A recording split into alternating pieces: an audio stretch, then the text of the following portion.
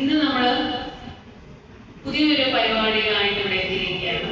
Cultural programme നിത്യവസന്തം എല്ലാവർക്കും അറിയാവുന്നതാണ്. ഇത്തവണ നമ്മൾ ഒരു സംഭാഷണ വേദിയുമായിട്ടാണ് ഇവിടെ എത്തിയിരിക്കുന്നത്, ഒരു ടോക്ക് സെഷൻ. അപ്പൊ ഇന്നത്തെ പ്രോഗ്രാമില് ഇന്ന് ആദ്യത്തെ സെഷനാണ്. ഇന്നത്തെ സെഷനില് നമ്മുടെ കൂടെ സംസാരിക്കാൻ എത്തിയിരിക്കുന്നത് നമുക്കൊക്കെ പരിചയമാണ് പുള്ളിക്കാരി. ഒരുപാട് തവണ നമ്മുടെ പ്രോഗ്രാംസിനൊക്കെ ഇവിടെ വന്ന് നൃത്തം ചെയ്തിട്ടുള്ള ഒരു നർത്തകിയാണ്. അതിലുപരി പുള്ളിക്കാരി പല മേഖലകളിലും സേവനമനുഷ്ഠിച്ച ഒരാളാണ്. കെൽട്രോൺ, സീഡാക്, ടെക്നോപാർക്ക് കൂടാതെ വിദേശ രാജ്യങ്ങളിലൊക്കെ വർക്ക് ചെയ്ത് തിരിച്ചു വന്നതിന് ശേഷം ഇപ്പോൾ തൻ്റെ ഇഷ്ടപ്പെട്ട എല്ലാ മേഖലകളിലും പ്രവർത്തിച്ചുകൊണ്ടിരിക്കുന്ന ഒരു വളരെ ഇൻസ്പയറിംഗ് ആയിട്ടുള്ള ഒരു വ്യക്തിത്വത്തിനുടമയാണ്. കലാകാരിയാണ്. നൃത്തം പഠിച്ചു, ആസ്ട്രോളജി പഠിച്ചു, അല്ലേ, മ്യൂസിക് പഠിച്ചു, പിന്നെ അഭിനയത്തിലും ഒന്ന് ഒരു കൈ നോക്കി, അല്ലേ, കുറച്ചെന്ന് പറയാം. അങ്ങനെ ജീവിതത്തിനെ വളരെ പോസിറ്റീവായിട്ടുള്ള ഒരു ആറ്റിറ്റ്യൂഡോട് കൂടി മുന്നോട്ട് കൊണ്ടുപോകുന്ന ഒരു വ്യക്തിയാണ്. അതുകൊണ്ടാണ് പുള്ളിക്കാരിയെ തന്നെ ആദ്യം ഈ സെഷനിലേക്ക് ഞാൻ സ്വാഗതം ചെയ്തത്. അപ്പൊ പുള്ളിക്കാരിയെ നമുക്ക് രമ രാമമൂർത്തി മാം നമ്മുടെ ഈ പ്രോഗ്രാമിലേക്ക് ആദ്യത്തെ നമ്മുടെ സ്പീക്കറാണ്. പുള്ളിക്കാരിയെ സ്വാഗതം ചെയ്യും. രമ മാഡത്തിനെ കൂടാതെ നമുക്ക് മറ്റൊരു അതിഥി കൂടെ ഉണ്ട്, മിസ് മിഥുന കൃഷ്ണ. മിഥുനെയും നമ്മുടെ ഈ പ്രോഗ്രാമിലേക്ക് സ്വാഗതം ചെയ്യുന്നു.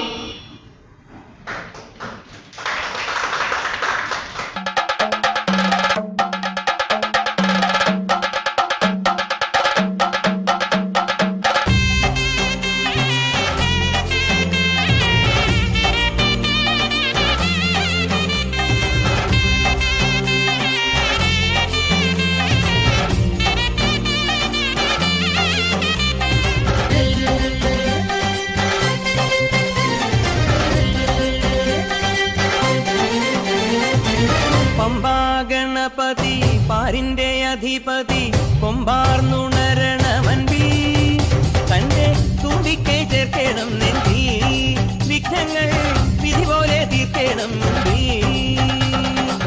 പമ്പാ ഗണപതി പാരിന്റെ അധിപതി കൊമ്പാർന്നുണരണമൻപിൽ തന്റെ തുമ്പിക്കൈ ചേർക്കണം നെഞ്ചി വിഘ്നങ്ങൾ വിധി പോലെ തീർക്കണം മുമ്പി.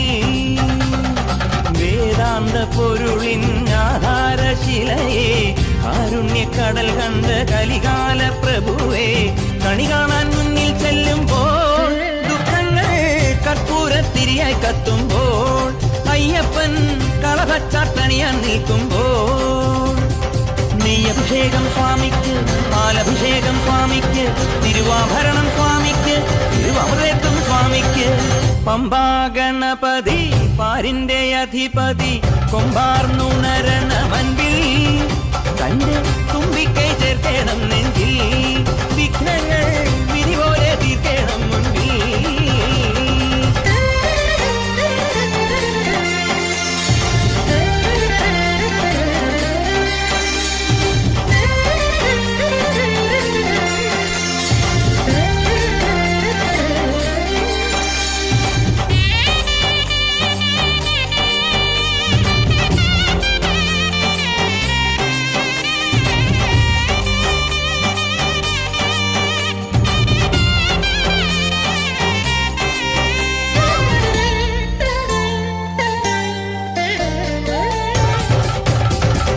പന്തളനാഥൻ വൻപുലിമേലെ വന്നെഴുന്നെള്ളും മാമലയിൽ മകരവിളക്കിൻ മഞ്ജുളനാളം മിഴിതെളിയാനായി കാണുന്ന പന്തളനാഥൻ വൻപുലിമേലെ വന്നെഴുന്നെള്ളും മാമലയിൽ മകരവിളക്കിൻ മഞ്ജുളനാളം മിഴിതെളിയാനായി കാണുന്ന ഓദയാമയ പരാൽപര ശരണജപങ്ങളോടെ നീക്കമേ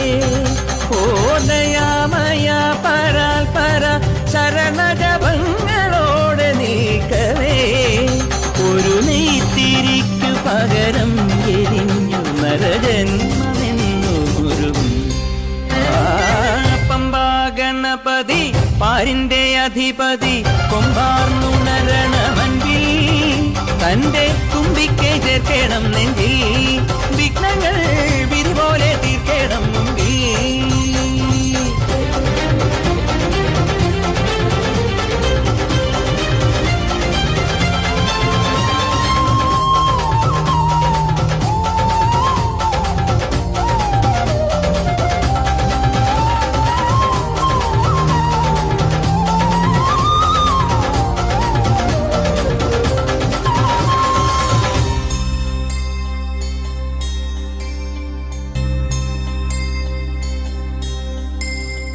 സങ്കടമെല്ലാം ഇരുമുടിയാക്കി സന്നിധി തേടും പാപികളെ സംക്രമസന്ധ്യേ നിന്നുടെ ചിമിഴിൻ കുങ്കുമമൊഴിയും മയ്യപ്പൻ ഓ നിരാമയ നിരന്തര പ്രണവജപങ്ങളോടെ നീക്കവേ ഓ നിരാമയ നിരന്തര പ്രണവജപങ്ങളോടെ നീക്കവേ ഒരു നാളികേരമുടയുന്ന പോലെ ഉടയുന്നതെന്റെ ഹൃദയം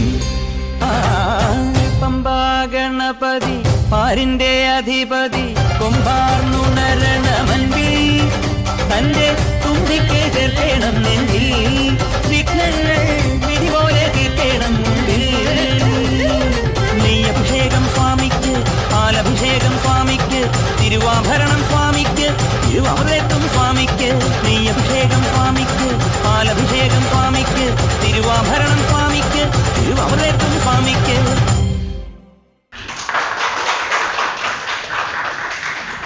ഇതിലും തികച്ച ഒരു പ്രൊഡക്ഷൻ കിട്ടാനില്ല അല്ലേ? അതിമനോഹരമായിരുന്നല്ലേ? മനോഹരം എന്ന് പറഞ്ഞാൽ പോലെ ഒരു മെഡിറ്റേഷൻ പോലെ എനിക്ക് ഫീൽ ചെയ്തു അല്ലേ?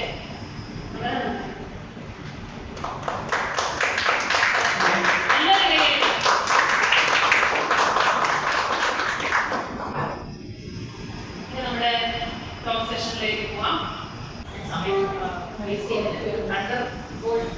പെർഫോമൻസിന് ശേഷം ഞാൻ സംസാരിക്കുകയാണ്. ഞാനങ്ങനെ ഒരു പ്രാസംഗികയൊന്നുമല്ല, എന്നാൽ എനിക്കറിയാവുന്ന ചില കാര്യങ്ങൾ സംസാരിക്കാൻ വിചാരിച്ചു.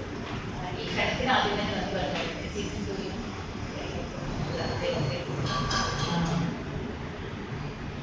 ബേസിക്കലി ഈ വിമൻസ് ഡേയോട് അനുബന്ധിച്ച് women empowerment and also self care ഇത് രണ്ട് ടോപ്പിക്സിനെ കുറിച്ചാണ് ചിത്രയോട് സംസാരിക്കാൻ ആവശ്യപ്പെട്ടിട്ടുള്ളത്. അതിൽ ആദ്യം നമുക്ക് women's day and women empowerment എന്ന രണ്ടിലും നോക്കാം. Basically women's day, international women's day, അത് തുടങ്ങിയത് എന്നാണെന്ന് ആർക്കെങ്കിലും അറിയാമോ?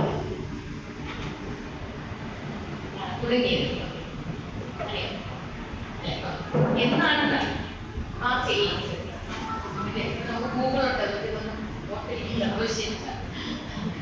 1975 UN ഇന്റർനാഷണൽ വിമൻസ് ഡേ ആയിട്ട് മാർച്ച് 8 ആയിട്ട് ഡിക്ലെയർ ചെയ്തു. ആ വർഷം ഇന്റർനാഷണൽ വിമൻസ് ഇയർ ആയിരുന്നു 1975. അതോടനുബന്ധിച്ചിട്ടാണ് ഈ ദിവസം സെലക്ട് ചെയ്തത്. എന്നാൽ അതിന് മുമ്പ് തന്നെ പലപ്പോഴും പല രാജ്യങ്ങളിൽ, യൂറോപ്യൻ രാജ്യങ്ങളിലും അമേരിക്കയിലും ഒക്കെ വർക്കിംഗ് വിമൻ തങ്ങളുടെ അവകാശങ്ങൾ നേടിയെടുക്കുവാനും ഇക്വാളിറ്റിക്ക് വേണ്ടിയിട്ട് പല സംരംഭങ്ങൾ തുടങ്ങിയിട്ടുണ്ട്. അവർ ഇത് ആഘോഷിച്ച് തുടങ്ങിയിരുന്നു ഓൾറെഡി ഈ 1978 മുമ്പ് തന്നെ. 1911, 1912 തുടങ്ങിയിട്ട് ഇതിനെ ആഘോഷിച്ച് പോയിട്ടുണ്ടായിരുന്നു. ഇന്ത്യയിൽ ഒരു നാഷണൽ വിമൻസ് ഡേ ഉണ്ട്, നമ്മൾ അറിയില്ല. അതായത് സരോജിനി നായിഡു എന്ന് പറയുന്ന ഒരു വനിതയുണ്ടായിരുന്നു. നമ്മുടെ സ്വാതന്ത്ര്യ സമരത്തിൽ മറ്റും പങ്കെടുത്തിരുന്ന, ഇന്ത്യയുടെ വാനമ്പാടി എന്നറിയപ്പെട്ടിരുന്ന സരോജിനി നായിഡു. അവരുടെ ജന്മദിനം ഫെബ്രുവരി 13. അത് ഇന്ത്യയിൽ ഒരു നാഷണൽ വിമൻസ് ഡേ ആയിട്ട് ആഘോഷിച്ചു വരുന്നുണ്ട്. നമ്മൾ പലരും അവരല്ല. അപ്പോൾ ബേസിക്കലി എന്തുകൊണ്ട് ഒരു വിമൻസ് ഡേ, എന്തിനാണ് ഈ വിമൻസ് ഡേ പറഞ്ഞ് ആഘോഷിക്കുന്നത്? അതിന്റെ ആവശ്യമുണ്ട്, അതിന്റെ ഉദ്ദേശം എന്താ എന്ന് ചിന്തിക്കുകയാണെങ്കിൽ, ഇപ്പോൾ നമ്മുടെ കാലക്രമേണ നമ്മുടെ പുരാതന ചരിത്രം തുടങ്ങി നോക്കിക്കഴിഞ്ഞാൽ സ്ത്രീകൾക്ക് സമത്വം ഉണ്ടായിരുന്നു. അതിനുശേഷം അതില്ലാതായി. പിന്നീട് പല നിയമങ്ങളും അവർക്ക് അവരുടെ സ്വാതന്ത്ര്യത്തെ ഹനിക്കുന്ന തരത്തിലുള്ള ഒരുപാട് നിയമങ്ങൾ വന്നു. പല ഇന്ത്യയെ സംബന്ധിച്ചാണെങ്കിൽ പല വിദേശ ശക്തികളുടെ ആക്രമണം ഉണ്ടായതോടുകൂടി പലതരത്തിലുള്ള ആചാരങ്ങൾ നിലവിൽ വന്നു. അതായത് തുർക്കിയുടെ ഇൻവേഷൻ, അതുപോലെ തന്നെ മുഗൾ അല്ലെങ്കിൽ മുസ്ലിം ഇൻവേഷൻ, അറബ് ഇൻവേഷൻ, പിന്നീട് നമ്മുടെ യൂറോപ്യൻ ഇൻവേഷൻ, അങ്ങനെ നമ്മളുടെ ഒരുപാട് സാമ്രാജ്യത്വ ശക്തികൾ നമ്മളെ ആക്രമിക്കുകയും കൂടുതലും വടക്കേന്ത്യയിലൊക്കെ സെറ്റിലായി നമ്മുടെ എല്ലാം ജീവിത രീതികൾ തന്നെ മാറ്റിമറിക്കപ്പെടുകയും ഉണ്ടായി. അപ്പോൾ ഇതിന്റെയൊക്കെ ഫലമായിട്ട് ഹിജാബ്, പർദ തുടങ്ങിയ രീതികൾ, അപ്പോൾ നമ്മുടെ ഹിന്ദു സ്ത്രീകൾ തലയിൽ നോർത്ത് ഇന്ത്യയിൽ പോയി കഴിഞ്ഞാൽ തലയിൽ തുണിയിടുന്നതായിട്ടൊക്കെ കാണാം.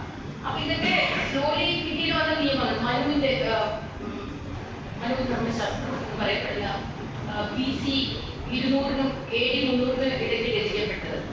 അതിലാണെങ്കിൽ സ്ത്രീ സ്വാതന്ത്ര്യം പദ്ധതി എന്നൊരു വാക്കുണ്ട്, പക്ഷെ അതിന് മുമ്പായിട്ട് അതിൽ പറഞ്ഞിട്ടുണ്ട്. അതായത് ചെറുപ്പകാലത്ത് അച്ഛനാകാനും ഒരു വിവാഹത്തിന് ശേഷം ഭർത്താവിനാലും ഭർത്താവ് മരിച്ചിട്ടുണ്ടെങ്കിൽ വയസ്സുകാലത്ത് ഒരു പുത്രനാലും സ്ത്രീ സംരക്ഷിക്കപ്പെടാം. ഇതാണ് അതിൽ ഉദ്ദേശിച്ചിട്ടുള്ളത്.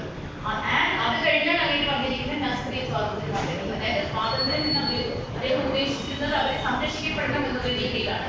പക്ഷെ അതിനെ എങ്ങനെ വേണമെങ്കിലും ഇന്റർപ്രറ്റ് ചെയ്യാം. സ്വാതന്ത്ര്യം കിട്ടിയതോടുകൂടി ഇന്ത്യൻ കോൺസ്റ്റിറ്റ്യൂഷൻ അനുസരിച്ചിട്ട് ഈക്വാളിറ്റി എന്നുള്ള ഒരു ആർട്ടിക്കിൾ ഉണ്ട്. ഫണ്ടമെന്റൽ റൈറ്റ്സിലാണ്. ഫണ്ടമെന്റൽ റൈറ്റ്സിൽ തന്നെ നമുക്ക് ഈക്വാളിറ്റിയും വിവേചനം ഇല്ലാതെ പെരുമാറാൻ ആർട്ടിക്കിൾ 15 ഇതൊക്കെ നമ്മളെ പ്രൊട്ടക്ട് ചെയ്യുന്നതാണ്, ഇതിനെ പ്രൊട്ടക്ട് ചെയ്യുന്നതാണ്. ഇത് കൂടാതെ ഈക്വൽ വേജസ് ആർട്ടിക്കിൾ 32. പിന്നെ അതുകൂടാതെ ആർട്ടിക്കിൾ 42 അതെന്ന് പറയുന്നത് മെറ്റേണിറ്റി ലീവിനുള്ള അവകാശം. ചിലതെല്ലാം സ്റ്റേറ്റും ചിലതെല്ലാം സെൻട്രൽ ഗവൺമെന്റുമാണ് അനുവദിച്ചു തരുന്നത്. സോ നമ്മൾ ഇതിനെപ്പറ്റി അറിഞ്ഞിരുന്നാൽ നമ്മൾക്കുള്ള അവകാശങ്ങൾ നമ്മൾ മനസ്സിലാക്കിയാൽ നമുക്കത് പലപ്പോഴും ഉപകാരപ്പെടും.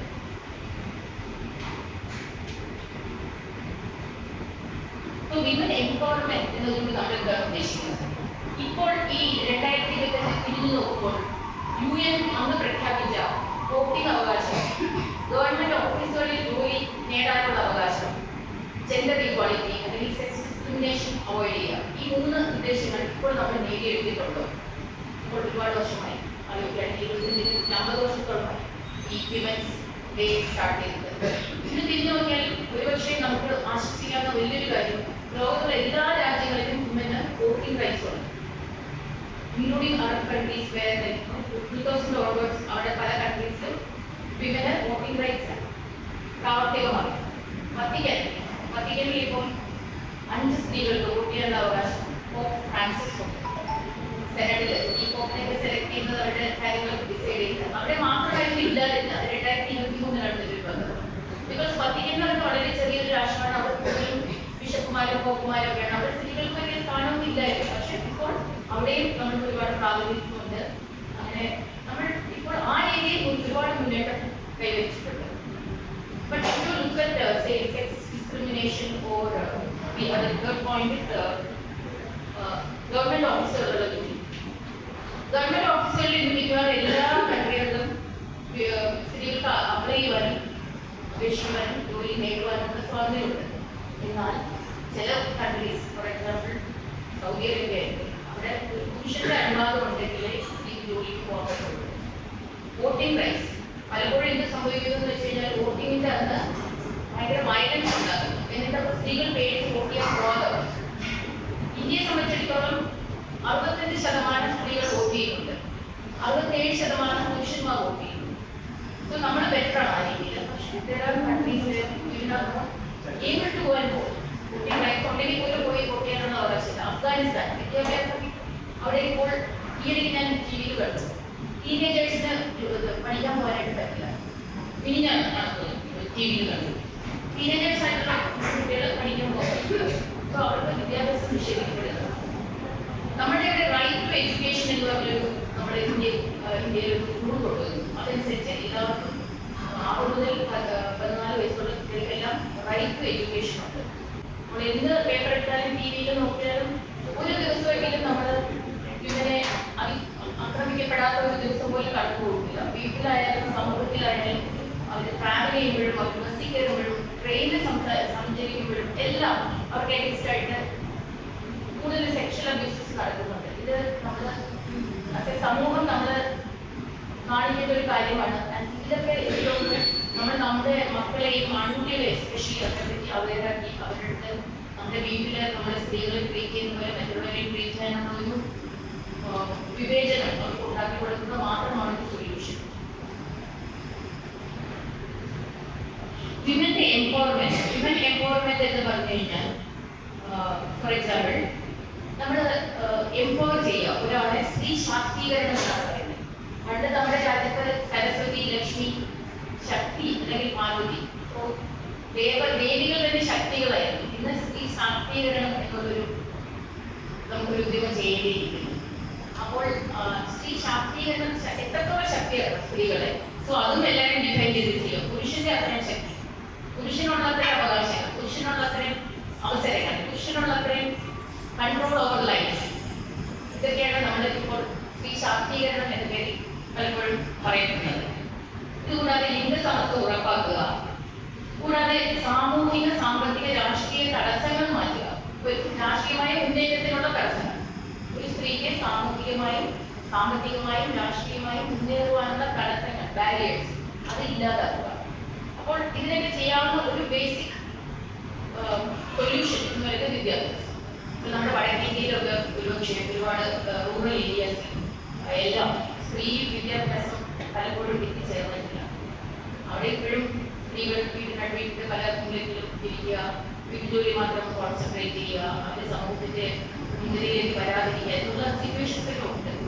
സോ പല NGOസും അവരെല്ലാം ഇതിനു വേണ്ടിയിട്ട് പ്രവർത്തിച്ച് അവരെ മുൻനിരയിലേക്ക് കൊണ്ടുവരാനായിട്ട് ശ്രമിക്കുന്നുണ്ട്.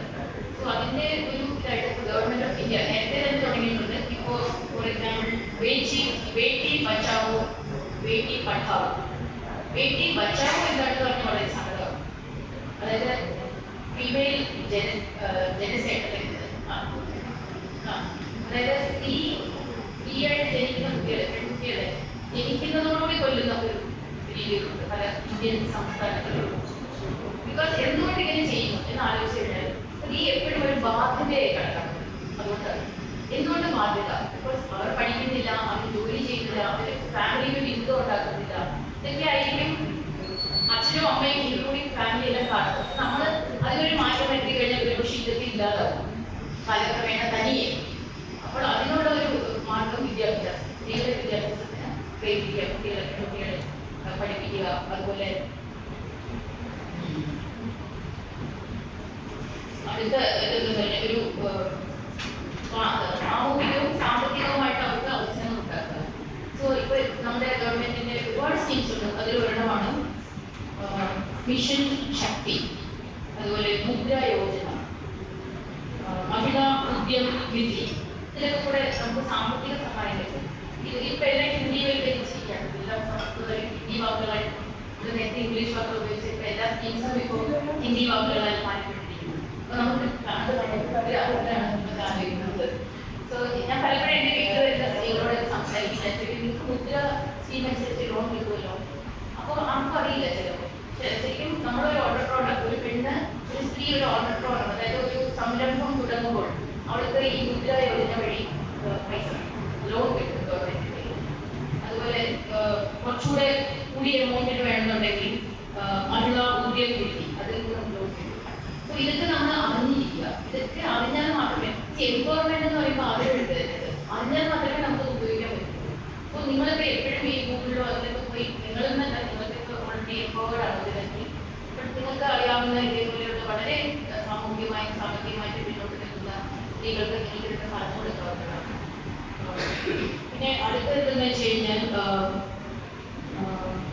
ഇക്കണോമിക്, പൊളിറ്റിക്കൽ, പിന്നെ ഡിസ്ക്രിമിനേഷൻ. ഞാൻ നേരത്തെ പറഞ്ഞതുപോലെ ഒരുപാട് ഡിസ്ക്രിമിനേഷനും വയലൻസും ഇന്നും നടക്കുന്നുണ്ട്. അതിന് പലപ്പോഴും സ്ത്രീകൾ തന്നെ കാരണക്കാരാവുന്നത്. അതാണ് ഏറ്റവും വലിയ സങ്കടം.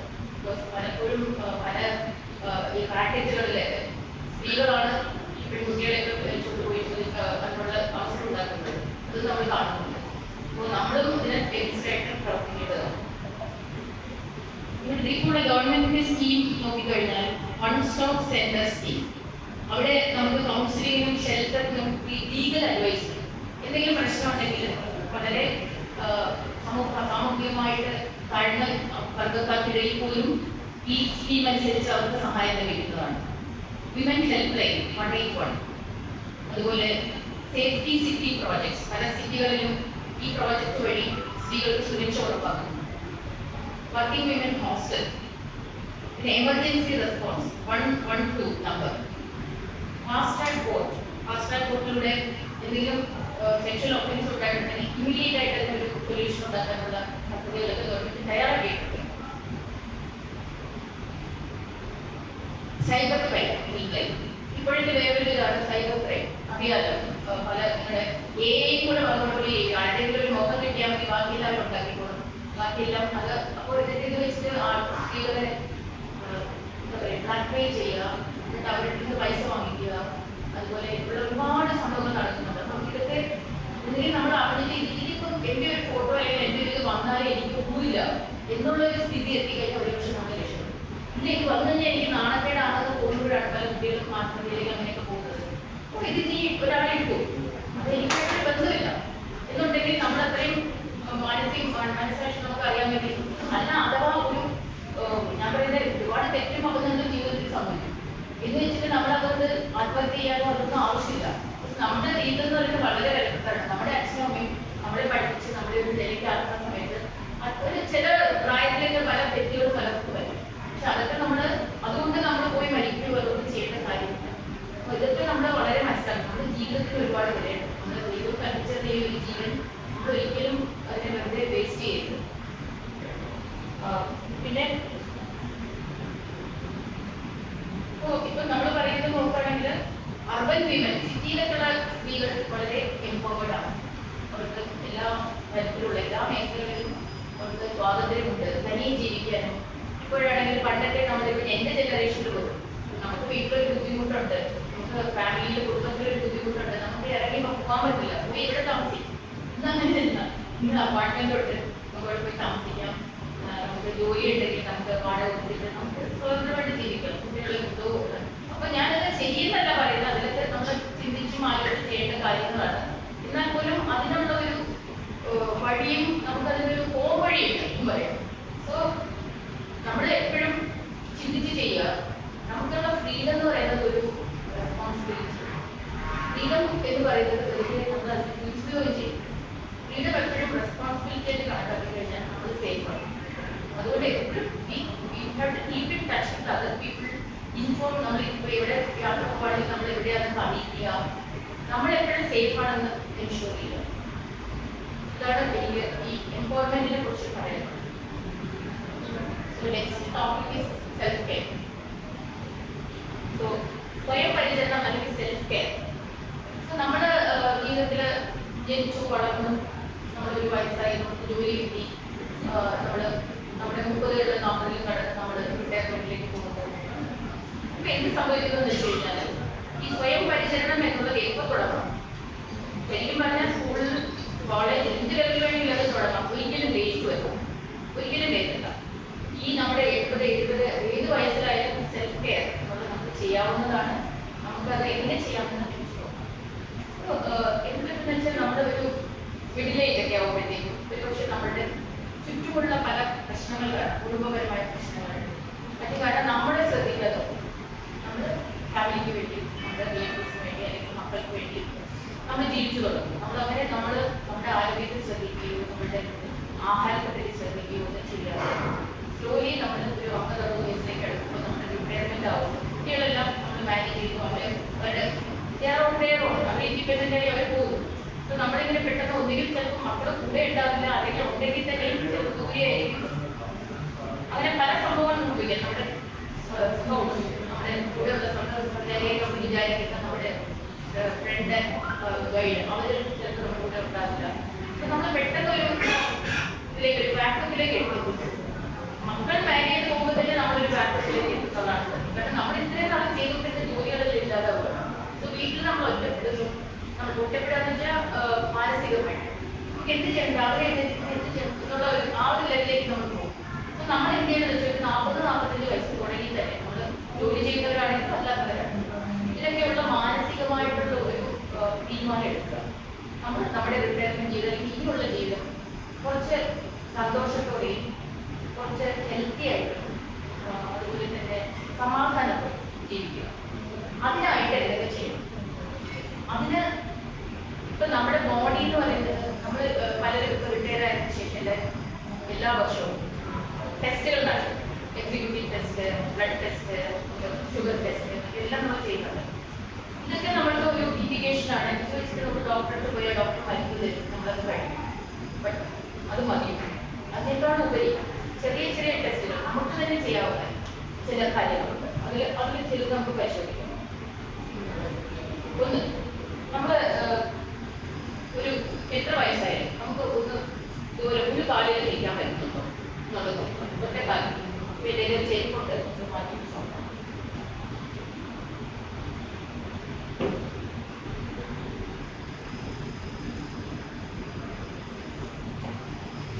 രണ്ട് കാലം നിൽക്കുന്നു, ഒരു കാലം നിൽക്കാൻ ഒറ്റ ആദ്യം നമ്മൾക്ക് ദൂരെ പിടിച്ചിരിക്കാം. അത് കഴിഞ്ഞ് നമുക്ക് വേണമെങ്കിൽ ഇതൊരു ഇൻഡിക്കേഷൻ ആണ്. നമ്മുടെ ബാലൻസ്, നമ്മുടെ ശരീരത്തിന്റെ ബാലൻസ് നമുക്ക് മെയിൻറ്റെയിൻ ചെയ്യാൻ പറ്റുന്നുണ്ട്. ഇത് നമുക്ക് ചെയ്യാൻ പറ്റുന്നുണ്ടെങ്കിൽ വലിയൊരു കാര്യം.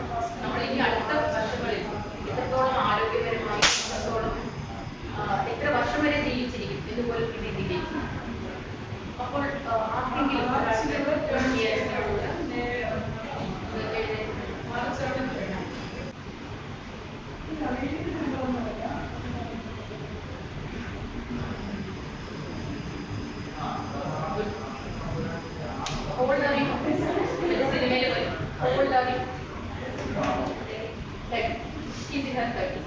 നമുക്ക് നമ്മൾ 40 അല്ലെങ്കിൽ 50 അല്ലെങ്കിൽ 60 ലേക്ക് കോപ്പി ചെയ്ത് ഒരു പ്രയാസമായിരിക്കും. അതൊന്നും പറ്റില്ലായിരിക്കും.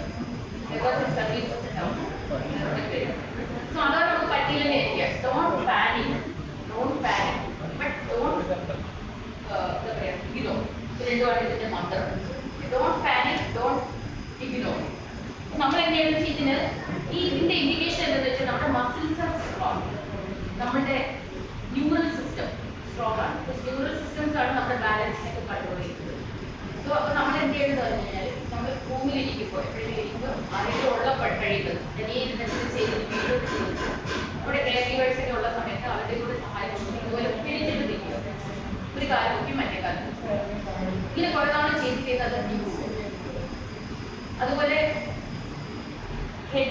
Heal to toe walk work. അതായത് നമ്മൾ ഹീലെടുത്ത് ടോയിൽ വരും. ഇനി ഒന്ന് നിന്ന് നോക്കാം.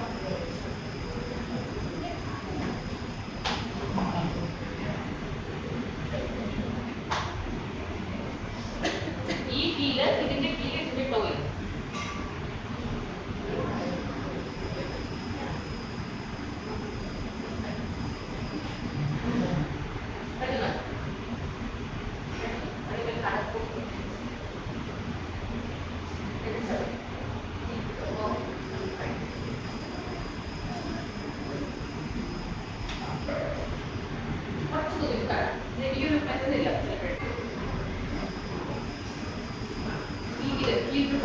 ഇത് രണ്ടും ചെയ്ത് നമ്മുടെ ബാലൻസ് കിട്ടുമോ? സോ അത് ചെയ്യുക. അത് ചെയ്യുമ്പോൾ നമ്മൾ ഓരോ ദിവസം ചെയ്യുമ്പോഴും അത് അടുത്ത നമ്മുടെ ഫ്യൂ ഇയേഴ്സ് നമ്മൾക്ക് നമുക്ക് ബാലൻസിനെ നമുക്കുള്ള ലോഞ്ച് പിറ്റ് ഓഫ് ലൈഫ് അതിനെ കൂട്ടും. ഇതൊരു സയന്റിഫിക്കലി പ്രൂവഡ് ആണ്. പിന്നെ നെക്സ്റ്റ് എന്ന് പറയുന്നത് രണ്ടാമത് നമ്മുടെ ഗ്രിപ്പ്. നമുക്ക് എത്ര ശക്തിയോടുകൂടി ഒരു സാധനത്തിൽ പിടിക്കാൻ പറ്റും. പണ്ടൊക്കെ ഹാൻഡ് ഷേക്കിന്റെ ശക്തി പറയും. ഒരാൾ ഹാൻഡ് ഷേക്ക് ചെയ്യുമ്പോൾ അതിന്റെ ശക്തി അറിയാൻ പറ്റും. അത് പറയും ആളുകൾ. അതേപോലെ ആ ഗ്രിപ്പ് ഉണ്ടല്ലോ, പണ്ടുള്ളവർ എന്താണെന്ന് വെച്ചാൽ തുണിയൊക്കെ അലക്കി പിഴിഞ്ഞ് നമ്മൾ പറയുക ചെയ്യുന്ന നല്ലതാണ്. അതൊരു ഗ്രിപ്പ് ഇമ്പ്രൂവ്മെന്റ്, ആ ശക്തി ഇമ്പ്രൂവ് ചെയ്യുന്നതാണ്. അതുപോലെ വെയിറ്റ് ഇല്ലേ, നമ്മൾ 2 കുപ്പിയിൽ വെള്ളം എടുത്തിട്ട് അത് ഇങ്ങനെ ഇത് സ്ട്രെങ്തനിങ് കൂടി. കയ്യിലെ മസിൽസ്, നമ്മൾ കാലിലെ മസിൽസ് ശരിയാണ്, കയ്യിലുള്ള മസിൽസ് ഇതും വളരെ ആവശ്യമുള്ള ഒരു കാര്യമാണ്. ബാലൻസ് ഇല്ലെങ്കിൽ എന്താ സംഭവിക്കുന്നത് വെച്ച് കഴിഞ്ഞാൽ, നമ്മളിപ്പോൾ ഒരു പടി ഇറങ്ങുന്നു അല്ലെങ്കിൽ നമ്മൾ എവിടെയെങ്കിലും പോകും, ഇങ്ങനെ പിടിക്കേണ്ടി വരും പലപ്പോഴും. അപ്പൊ തന്നെ നമ്മൾ മനസ്സിലാക്കണം കുറച്ചുകൂടെ ബാലൻസിനെ ശരിയാക്കാൻ നമുക്ക്. അതിന്റെ അടുത്ത സ്റ്റെപ്പ് എന്ന് പറയുന്നത് വളരെ ഇഷ്ടപ്പെടാത്ത കാര്യങ്ങളായിരിക്കും അടുത്തത് സംഭവിക്കുന്നത്. അപ്പൊ അതിന് മുമ്പ് നമ്മളതിന് തയ്യാറായിട്ടിരിക്കണം. അപ്പൊ അങ്ങനെ വേണ്ടതാണ്. So we want to keep ourselves healthy by having balance and having like strength in our lives. അതിന് മൂന്നാമത്തെ ഞാൻ പറഞ്ഞു വാക്കിംഗ് സ്പീഡ്. നമ്മൾ വെളിയിലോ എവിടെയെങ്കിലും നടക്കുകയാണെങ്കിൽ നമ്മൾ സ്പീഡായിട്ട് നടക്കും. പണ്ട് നമ്മൾ സ്പീഡിൽ ആവശ്യത്തിന് ഉണ്ടാവും, അതിനുവേണ്ടി നമ്മൾ വേഗം നടക്കും. പിന്നെ പിന്നെ നമ്മൾ പതുക്കെ സ്ലോ ആവാറുണ്ട്. അപ്പൊ നമ്മൾ ഇതായിരിക്കണം, നമുക്ക് കോൺഷ്യസ് ആവാം. അങ്ങനെ വേണ്ട, നമുക്ക് റിസ്ക്കായിട്ട് അതിന് നമ്മൾ റൂമിൽ ചുമ്മാ നിന്റെ അടുത്ത് തന്നെ നടക്കും. വേറെ ഒന്നും ചെയ്യണ്ട, ഇതൊക്കെ തന്നെയാണ് നമ്മുടെ എക്സസൈസ്. അപ്പം അതൊരു കൈയൊക്കെ പൊക്കി ഇതൊക്കെ ചെയ്യുക. എനിക്ക് തോന്നുന്നു ഇവിടെ ചെയ്യിപ്പിക്കുന്നുണ്ടാവില്ലേ രാവിലെ. പിന്നെ കുറച്ച് യോഗ എന്ന് പറയും. യോഗ എന്ന് പറയുന്നത് വലിയ ആസനങ്ങളോ നമ്മൾ ഇങ്ങനെ വളർന്നിരിക്കേണ്ട കാര്യങ്ങളോ ഒന്നല്ല. യോഗ എന്ന് പറയുന്നത് ജസ്റ്റ് നമ്മുടെ എല്ലാ എന്താ പറയുക ജോയിൻസ്, ഈ സന്ധികൾ അവരേക്ക് നമ്മൾ അനക്കുക. റിസ്റ്റ് അടുത്തത് ഇവിടെ, അടുത്തത് ഇവിടെ കഴുത്ത്. നിങ്ങളുടെ ഈ കാലും ചെയ്യണമെന്ന് പിടിക്കുക. എന്നിട്ട് ഇങ്ങനെ ഒന്ന് ഇങ്ങനെ ചെയ്യാം. ഇവിടെ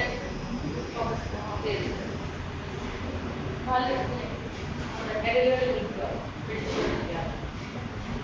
വിടാണ്ടിരിക്കുന്ന അവസ്ഥ. പിന്നെ കാലിന്റെ ആംഗിൾസ് അതുപോലെ കറങ്ങി ചെറിയ ചെറിയ എക്സസൈസ്. ഇത് യോഗ എന്നാണ് ഇതിന് പറയുന്നത്. പിന്നെ അതുപോലെ കൈ ഇങ്ങനെ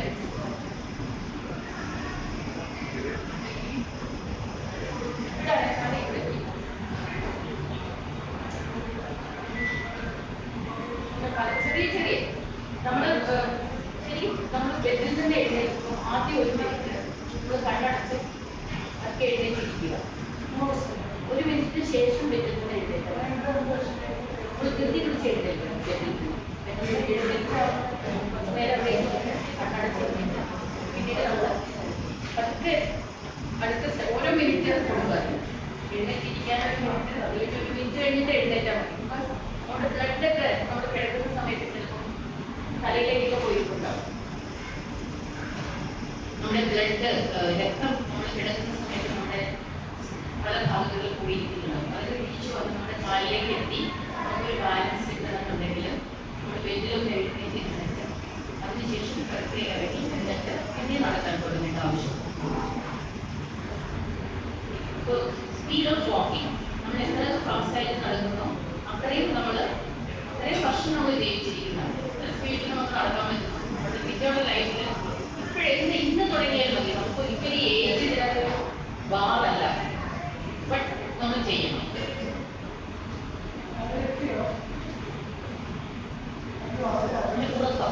ഉറക്കം പലരെയും അലട്ടുന്ന ഒരു പ്രശ്നമാണ്. ഉറങ്ങിയില്ലെങ്കിലുള്ള പ്രശ്നം പോലെ നമ്മൾ അടുത്ത ദിവസം നമുക്ക് താല്പര്യം പ്ലാനൊക്കെ ഉണ്ടാവില്ല ബ്രെയിനിന്. നമുക്ക് എപ്പോഴും ക്ഷീണം തോന്നും. അപ്പോൾ നമ്മൾ ഉറക്കത്തിന് വളരെ ഇമ്പോർട്ടൻസ് കൊടുക്കണം. ഈ ഉറങ്ങുന്ന സമയത്താണ് നമ്മുടെ ബോഡിയിൽ ഉള്ള ടോക്സിൻസ്, ബ്രെയിനിലുള്ള ടോക്സിൻസ് ബോഡി റിമൂവ് ചെയ്യും. നമ്മുടെ ഇമ്മ്യൂണിറ്റി ബിൽഡാവും ഈ ഉറങ്ങുന്ന സമയത്ത്. നമ്മൾ അറിയില്ല. അതുപോലെ ഇപ്പം നമുക്ക് വല്ല എവിടെയെങ്കിലും മുഴുവൻ ചതുകൊണ്ടിരിക്കും. നമ്മൾ രാത്രി വെക്യൂറാകുകയാണ്, നമ്മൾ നല്ല വേദന. പക്ഷെ രാവിലെ എഴുന്നേൽക്കുമ്പോൾ അത് കുറഞ്ഞിട്ടുണ്ടാവും. ബിക്കോസ് ബോഡി അതിനെ പ്രിപ്പയർ ചെയ്യും. Body prepares during while we are sleeping. നമ്മൾ ഉറങ്ങുമ്പോഴാണ് ബോഡി പ്രിപ്പയർ ഒക്കെ ചെയ്യുന്നത്. അപ്പൊ നമ്മൾ ഒരു 5-6 മണിക്കൂർ അല്ലെങ്കിൽ 7 മണിക്കൂർ സുഖമായിട്ട് ഉറങ്ങിയാൽ നല്ലതാണ്. ഈ ഉറക്കത്തിന് തടസ്സമായി വരുന്ന കാര്യങ്ങൾ എന്തൊക്കെയാണ്? ഒരുപക്ഷെ നമ്മൾ വളരെ ലേറ്റായിട്ട് ആഹാരം കഴിച്ചു, വയറിന് നമുക്ക് സുഖമില്ല, അങ്ങനെയൊക്കെ ആണെങ്കിൽ നമ്മൾ കുറച്ച് നേരത്തെ ആഹാരം കഴിക്കുക. എന്നിട്ട് ഈ മൊബൈലൊക്കെ നമ്മൾ പലരും നമ്മളെ വിളിക്കും, നമ്മൾ അങ്ങോട്ട് വിളിക്കും. അപ്പൊ നമുക്ക് എന്നിരുന്നാലും മൊബൈലൊരു 5 മണിക്കൂറൊക്കെ 1 മണിക്കൂർ മുമ്പേ മാറ്റി വെച്ചിട്ട് ഉറങ്ങാൻ പറ്റും. അത് ഉറക്കം വന്നിട്ട് പോയി ബെഡിൽ കിടന്നാൽ മതി. അങ്ങനെയെങ്കിലും ചെയ്യും. ഉറക്കം വന്നിട്ട് പോയി ബെഡിൽ കിടന്നാൽ മതി. അതൊരു കിടക്കണം. അങ്ങനെ ചെയ്യും. പിന്നെ ഈ സ്ലീപ്പ് ആപ്നിയ എന്ന് പറഞ്ഞൊരു പ്രോബ്ലം ഉണ്ട്. അത് ആർക്കെങ്കിലും ഉണ്ടോ? അതായത് നമ്മൾ ചിലപ്പോൾ തൂക്കം വലിക്കും. നമ്മൾ അത് ടെസ്റ്റ് ചെയ്യുമ്പോഴാണ് കൂടുതൽ അറിയുന്നത്. ബേസിക്കലി എന്താ സംഭവിക്കുകയാണെന്ന് വെച്ചിട്ടുണ്ടെങ്കിൽ ഉറക്കത്തിൽ നമ്മളുടെ ശ്വാസം നിന്ന് പോകുന്നുണ്ട്. ഇത് വളരെ ഒരു സീരിയസ് പ്രോബ്ലമാണ്. അതായത് ചിലപ്പോൾ നാക്ക് പോയിട്ട് ഇങ്ങനെ ഈ പൈപ്പ് കാറ്റ് പോകുന്ന നമ്മുടെ ശ്വാസം നാളം ചിലപ്പോൾ നമുക്ക് ശ്വാസം എടുക്കാൻ പറ്റില്ല, അല്ലെങ്കിൽ കാർഡിയക് പ്രോബ്ലംസ് ഉള്ളവർക്ക് അങ്ങനെ വരാം. ബട്ട് ഈ കൊച്ചു കുട്ടികൾക്കുണ്ടാവാറില്ല.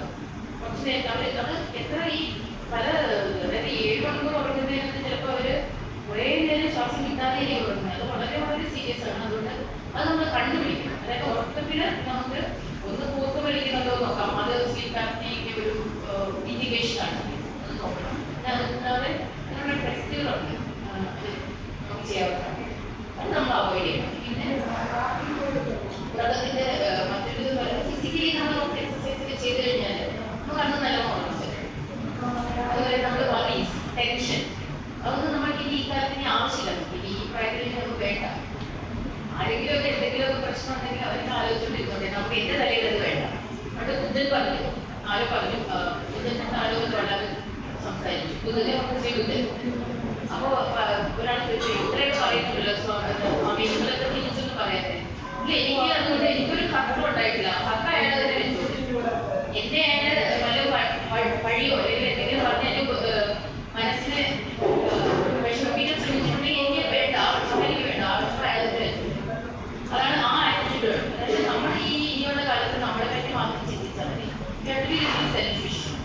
മറ്റുള്ളവരെ കുറിച്ച് നമ്മൾ ചിന്തിച്ചു, ജീവിച്ചു, എല്ലാം ആയി. ഇനിയിപ്പോൾ ഉള്ളത് നമുക്ക് ഹെൽത്തി ആയിട്ട് കുറച്ച് ക്വാളിറ്റി സന്തോഷത്തോടെ ജീവിക്കുക. നമ്മുടെ കൂട്ടുകാരെ മാഡം കൂട്ടുകാരെ ഭയങ്കര സന്തോഷമായിരുന്നു. അങ്ങനെ കൂട്ടുകാരുമായിട്ട് ഒരു ടച്ച് ഉണ്ടാക്കുക. അതുപോലെ എന്തെങ്കിലും സന്തോഷകരമായിട്ട് പാട്ട് കേൾക്കുക. അതുപോലെ എന്തെങ്കിലും വായിക്കാൻ പറ്റുമെങ്കിൽ വായിക്കാം. നിങ്ങൾക്ക് അതുപോലെ വേറെ നമ്മൾ പലപ്പോഴും ജീവിതത്തിൽ ഒരുപാട് ജോലികളൊക്കെ ചെയ്ത് സമൂഹത്തിന് കൊടുത്തുകൊണ്ടിരുന്നവരായിരിക്കും. ടീച്ചേഴ്സ് ആയാലും അതുപോലെ മറ്റുള്ള ജോലിയായാലും നമ്മൾ ഓഫീസിലിരുന്ന് ചെയ്യുവാണെങ്കിൽ സെക്രട്ടറി ചെയ്യാനും അവര് എല്ലാം സമൂഹത്തിന് വേണ്ടി ചെയ്തതാണ്. അപ്പൊ അങ്ങനെ ഇരുന്ന ഒരു പെട്ടെന്ന് റിട്ടയർ ആയിട്ട് ഒരു ജോലി ഇല്ലാതെ നമുക്ക് എത്തിയിടുന്നുള്ളൊരു ഇത് വരും. അപ്പൊ എന്ത് ചെയ്യുന്നത് പറഞ്ഞു കഴിഞ്ഞാൽ ഒത്തിരി ഈ കണക്ട് ചെയ്യണം സമൂഹമായിട്ട്. അതിന് വാട്സപ്പ് ഗ്രൂപ്പൊക്കെ എടുത്തിട്ട് സ്പിരിച്വലായിട്ട് ഇൻട്രസ്റ്റ് ഉള്ളവർ അങ്ങനത്തെ ഡിസ്കോഴ്സസ് അതിലൊക്കെ ഇടപഴകുക. പഠിക്കാൻ പറ്റും, ചിലർ പഠിപ്പിക്കും, ഭാഗവതം പഠിപ്പിക്കും, രാമായണം പഠിപ്പിക്കും, എല്ലാം ഉണ്ട് കാലത്ത്. അപ്പൊ നമുക്ക് അങ്ങനത്തെ ഗ്രൂപ്പുകളിൽ കയറി നമുക്ക് പാട്ട് അറിയില്ലെങ്കിലും പോലും നമ്മൾ ചുമ്മാ പാടുക. നമ്മുടെ ശബ്ദം അടഞ്ഞു പോകും. നമുക്ക് ശബ്ദമുണ്ട്, അത് വെറുതെ ചെയ്യരുത്. നമ്മുടെ കൈകാലിന് അണക്കണം, നമ്മുടെ ശബ്ദത്തെ നമ്മൾ ഉപയോഗിക്കണം. അങ്ങനെ നമ്മുടെ കാഴ്ച എല്ലാം നമ്മൾ ഉപയോഗിച്ചുകൊണ്ടിരിക്കണം, എല്ലാ സെൻസസും. അതിനുവേണ്ടി നമ്മൾ എന്ത് പറ്റുമോ അത് ചെയ്യുക. ഇപ്പോൾ വാട്സപ്പ് ഗ്രൂപ്പിലായാലും അതിൽ ഓൺലൈൻ ക്ലാസ് അറ്റൻഡ് ചെയ്യുക. പിന്നെ ഈ ശരിക്കും പല യൂട്യൂബിലുമുള്ള എക്സസൈസസ് ഒക്കെ നമുക്ക് കാസ്റ്റ് ചെയ്യാൻ പറ്റും ടി.വിയിൽ. അതിനുള്ള മെത്തേഡ് നിങ്ങളുടെ കേരള യൂണിവേഴ്സിറ്റി ഒക്കെ പറഞ്ഞു കഴിഞ്ഞാൽ അത് നോക്കി നമുക്ക് ചെയ്യാൻ പറ്റും. വെറുതെ നടക്കുന്നതാണെങ്കിൽ ഒരാൾ ചെയ്യുമ്പോൾ നമ്മൾ കൂടെ കിടക്കുമ്പോൾ നമുക്ക് തോന്നുമ്പോൾ നമ്മൾ കൂടെ കുറച്ച് പേരുണ്ട്, നമ്മൾ നടക്കുമ്പോൾ ആ ഒരു രീതിയിൽ ടി.വിയിൽ കാസ്റ്റ് ചെയ്ത് നമുക്ക് അതിലൂടെ ചെയ്യാവുന്നതാണ്. അല്ലെങ്കിൽ നിങ്ങൾ ഗ്രൂപ്പായിട്ട് ഒരു റൂമിൽ കയറി എപ്പോഴും നമുക്ക് ഗ്രൂപ്പായിട്ട് ചെയ്യുമ്പോൾ നമുക്ക് ചെയ്യാൻ തോന്നും. പക്ഷെ നമ്മൾ തനിയെ ചെയ്ത് വളരെ കുറവാണ്. തനിയെ റൂമിലിട്ട് നമ്മൾ യോഗ ചെയ്യുന്നത് വിചാരിച്ചിട്ട് നടക്കില്ല, നമ്മൾ എന്തെങ്കിലും വിചാരിച്ചാൽ നമ്മളൊന്നും ചെയ്യില്ല. അതേസമയം ഒരു 4 പേര് വരും, നമ്മൾ എല്ലാവരും കൂടെയാണ് ചെയ്യാൻ പോകുന്നത്. മുറിയിലേക്ക് പോയാൽ നമ്മൾ വേറെ 2 പേര് കാണാം, അവരോട് ചെയ്യാൻ പോകുന്നത് വെച്ചാൽ നമ്മൾ തീർച്ചയായിട്ടും ചെയ്യും. അപ്പൊ അതൊരു പ്രധാനപ്പെട്ട കാര്യമാണ്, നമ്മൾ ഗ്രൂപ്പായിട്ട് ചെയ്യുക.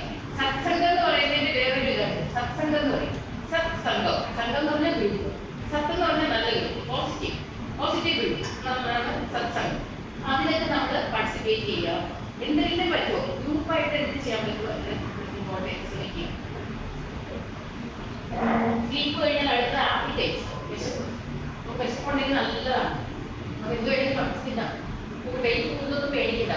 നമ്മൾ മരുന്നൊക്കെ കഴിച്ചുകൊണ്ടിരിക്കാം. പക്ഷെ നല്ല food, protein rich vegetable, fruits, nuts ഇതൊക്കെ നമ്മൾ വാങ്ങിച്ച് വെച്ച് കഴിക്കണം. അല്ലെങ്കിൽ നമ്മുടെ ഈ മസിൽസ് ഒക്കെ ഇല്ലേ അതെല്ലാം ലൂസായി. ഇപ്പൊ ശരീരത്തിന് നമ്മൾ ആഹാരം കൊടുക്കില്ലെങ്കിൽ അതെന്തെന്ന് വെച്ച് കഴിഞ്ഞാൽ മസിലിലുള്ളതും ബോണിലുള്ളതൊക്കെ എടുക്കും. അതിനാവശ്യത്തിനുള്ളത് എവിടേക്ക് ഇരിക്കൊണ്ട് അതൊക്കെ എടുക്കാൻ കഴിയും. നമുക്ക് അത് ബുദ്ധിമുട്ടാവും. അതുകൊണ്ട് നമ്മൾ കൊടുത്തുകൊണ്ടേയിരിക്കുക കുറച്ച് ആഹാരം. ആ ആഹാരം എടുത്താൽ അത് ഉപയോഗിച്ചിട്ട് ബട്ട് നമ്മുടെ ശരീരത്തിൽ നിന്ന് അത് എടുക്കാനുള്ള അവസരം കൊടുക്കരുത്. അപ്പോൾ അതുകൊണ്ട് നമ്മൾ ആഹാരം ശരിക്കും കഴിക്കണം. സ്കിപ്പ് ചെയ്ത് ആഹാരം കഴിക്കും, സ്കിപ്പ് ചെയ്ത് കുറച്ച് കഴിക്കും, നല്ല സാധനം കഴിക്കും, ബട്ട് സ്കിപ്പ് ചെയ്യും. വളരെ വളരെ ഇമ്പോർട്ടൻ്റ് ഡീഹൈഡ്രേഷൻ. നമ്മൾ വെള്ളം കുടിച്ചുകൊണ്ടിരിക്കുക.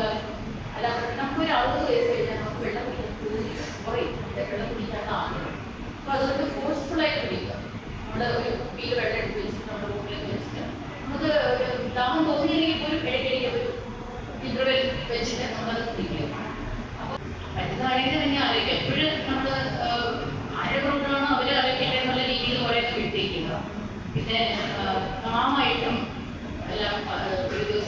ചെയ്യാം. രാവിലെ എഴുന്നേറ്റ്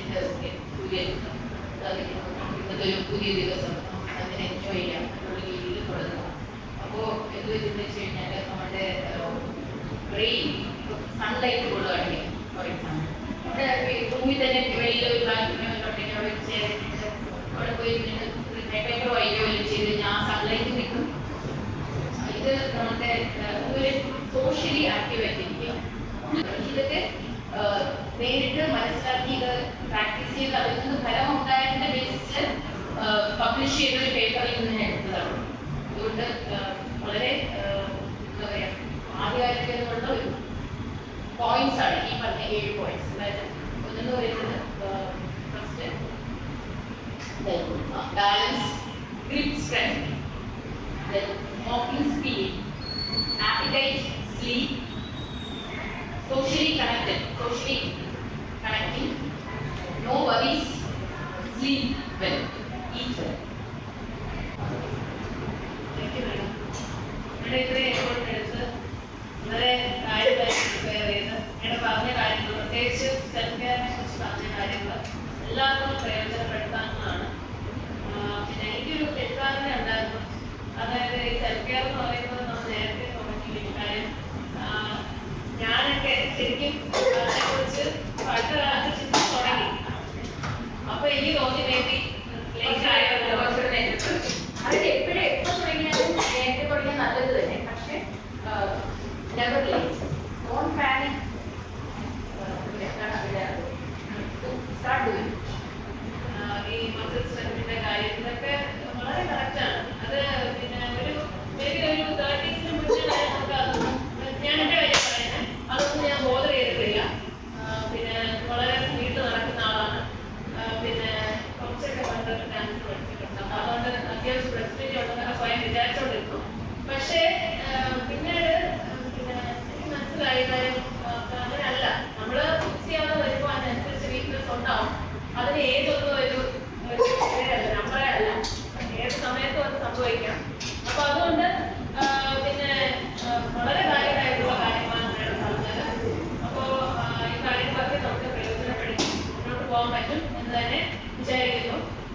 അപ്പോൾ മാഡത്തിന് ഇൻസ്പയറിംഗ് വുമൺ അല്ലേ, മാഡത്തിന് ഒന്ന് പിന്നെ ഓണർ ചെയ്യാൻ ചെറിയ മൊമെന്റ് കൊടുത്ത് ഓണർ ചെയ്യാനായിട്ട് നമ്മുടെ ഇൻസ്പയറിംഗ് പേഴ്സൺ അവിടെ ഉണ്ട്.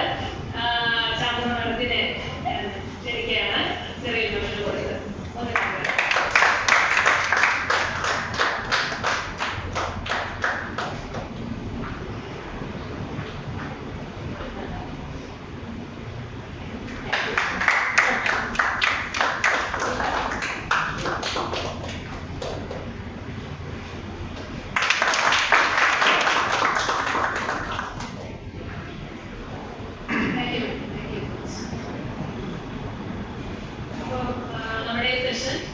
വൈൻഡപ്പ് ചെയ്യാനായിട്ട് നമുക്ക് ഇതിനെ ക്ഷണിക്കാം. ഇതിനെ ഒരു ട്രാൻസ്ഫർ കൂടി നമ്മുടെ ഈ സെഷൻ ഇവിടെ കംപ്ലീറ്റ് ആകും.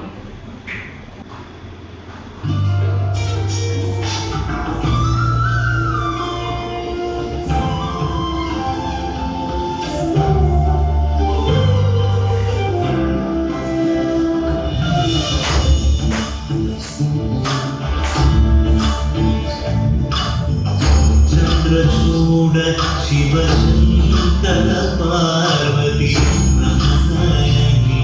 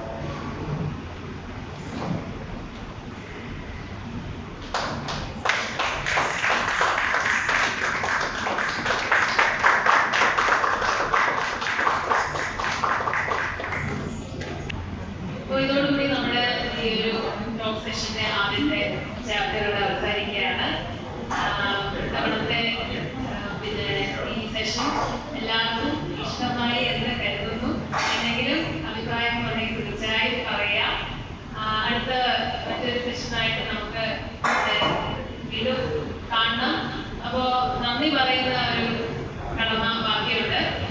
അതിനു വേണ്ടിയിട്ട് നമ്മുടെ മാർക്കറ്റിംഗ് മാനേജർ അരുണിനെ ഞാൻ സ്വാഗതം ചെയ്യും.